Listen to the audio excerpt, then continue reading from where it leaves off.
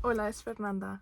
Today I felt called to talk about heartache and maybe some mindset shifts around heartache to make it feel like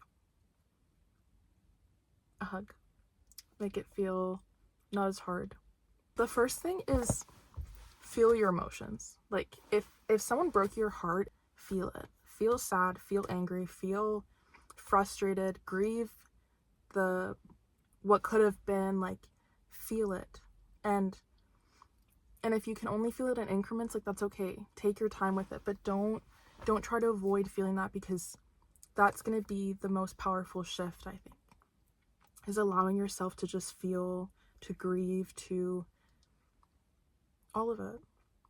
And if you feel angry, like feel your anger. Scream in a pillow. If you can't be home alone or you don't want people to hear you, then literally go driving and scream like when you're driving. It's really therapeutic. There's this concept of, I can't remember the author, but she wrote The Language of Emotions. It's a really good book. I also recommend that. And she says this thing about conscious complaining. And so it's basically creating a container for yourself where you are alone and you say, okay, this is me conscious, this is my complaining place right now. And it's like you open up a little thing, and in whatever space you're in, and then you just complain, you rant, you let everything out. And if you don't want to speak it, like just journal about it. Need it. Sometimes go in the forest. If you don't want people like walking past you, go in the forest and just go talk. And say every single thought, like no judgment, no one's gonna hear you. It's just you and your guys if you want. And just let it out. And then after that, close it and let it go. And don't keep looping back to it. Just decide, okay, I've let this out. Whatever has come up for right now. Because the thing too is, like, the emotions are going to keep coming in waves. It's not just like, okay, I'm going to cry once and then it'll go away, or I'm going to be pissed off once and it'll just go away. Like, that's not how it happens. It's going to come in waves. But not allowing yourself to just stay stuck in that and keep looping in it, I think that's like the healthiest thing, because you want to feel it. You want to be angry. You want to let out all these emotions. Like, emotions are energy in motion. You're supposed to feel them and then let them flow, or like feel them, and by letting them flow through you, they're not supposed to just stay there. You're not supposed to be angry all the time. You're not supposed to be sad all the time. You're not supposed to be happy all the time. That's the first thing. Second is backing away and understanding, asking yourself, like, what did this person teach me? What did they make me feel? What did I like about this situation? What did I not like about this situation? And just reflect on what it is that you actually want to bring in.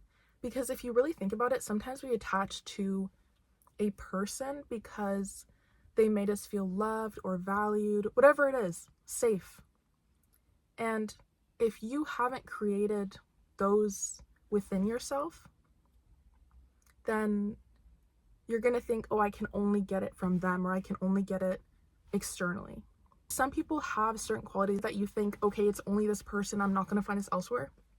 But it's really not. And you can appreciate that they had this quality, or this, they made you feel these things. You can appreciate that, but you don't have to attach to, I'm only going to get it from them. And that's a really liberating feeling, because when you can separate how they made you feel with, like, you shift it and then you ask, okay, how can I bring this to myself? How can I take myself out on cute dates, or go on a cute little adventure? Or when I feel sad, how can I create a safe space for myself that I feel like, okay, I can do this by myself. I can feel this. I can feel safe here.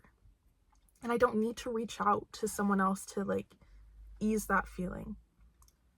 And if you don't know how to do it yourself, like, that's okay. It's a skill, that it's a muscle that you have to build. So if it starts with maybe going to therapy, or journaling about it, or calling your friends, calling your family, if you feel close to someone that you trust, like, it's okay to reach out. It's okay to ask for help.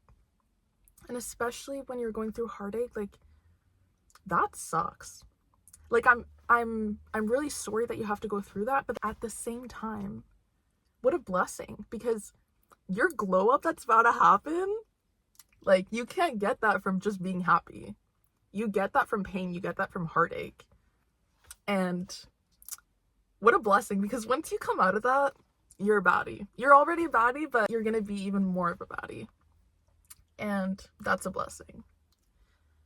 And also, I think the third thing is like finding a healthy outlet, or a healthy, like, something that you just enjoy doing, that makes you lose track of time, that makes you feel in flow, that you enjoy. For me, that was painting, walking outside, gym.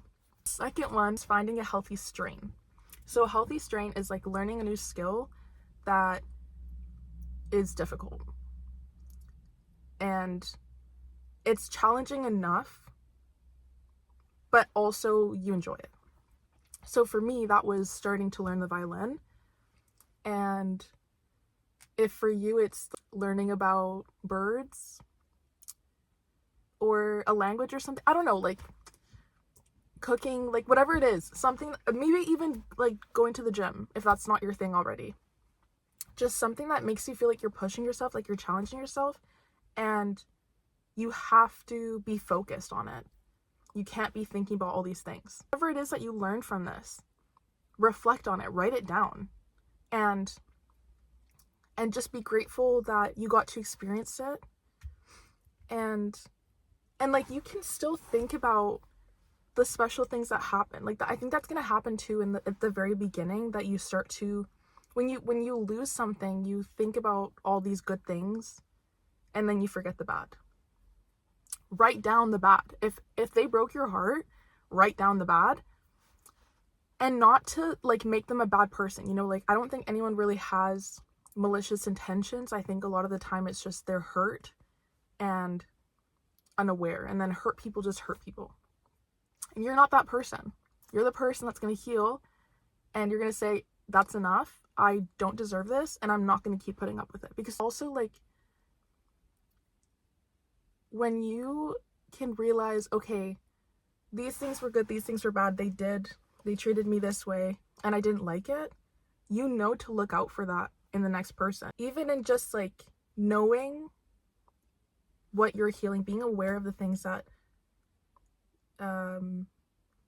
other people brought to you, or maybe a frequency that you were vibrating at, and healing it, then you're no longer a match for that. And so the next person that you manifest into your life, or that you connect with, can't be that, because you've already like moved to the next thing. It's okay to want to distract too. Like, it's okay to want to just go out with your friends and be around people. Like, be around people that help you feel uplifted. Be around people that will hear you. Be around people that make you feel loved. But don't keep looping. Don't keep yourself stuck in the emotions or in the thoughts of like, well, they did this and whatever. Like, feel it, but then let it go. Because too, like, when you stay stuck in that, it's like a hamster wheel, and you're only affecting yourself. If you think about planting your feet on the ground, right, and you're standing, if you have your feet in two different directions, you can't walk in one or the other.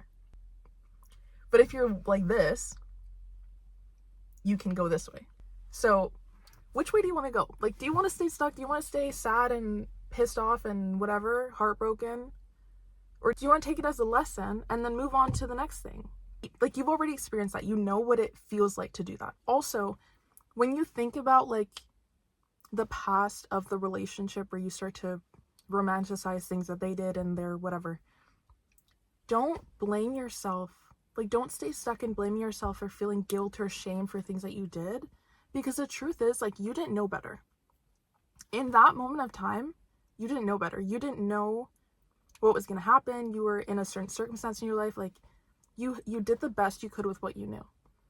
And now you know better. And so you can decide to act better. You can be aware of like how these actions led up to this moment and made you feel. And if you don't agree with that, if it doesn't feel good, if it doesn't resonate anymore, you can change that. You have that power. Please don't stay stuck in, oh, if only I had like done this or been better in this or whatever. Like, no, it would have happened eventually. Like, what's meant for you will never miss you.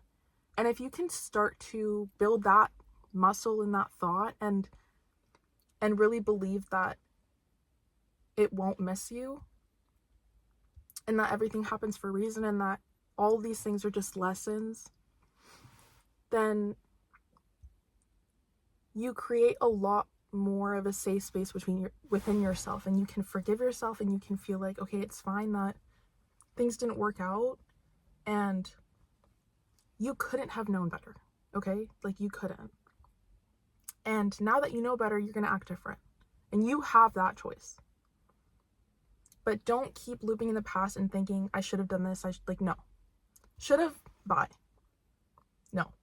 You're not allowed. You are allowed to start acting differently now, and that's where you hold your power. So, I think that's it for today. I hope that this helped someone. I hope that you enjoyed, and I'll see you in the next one. Bye!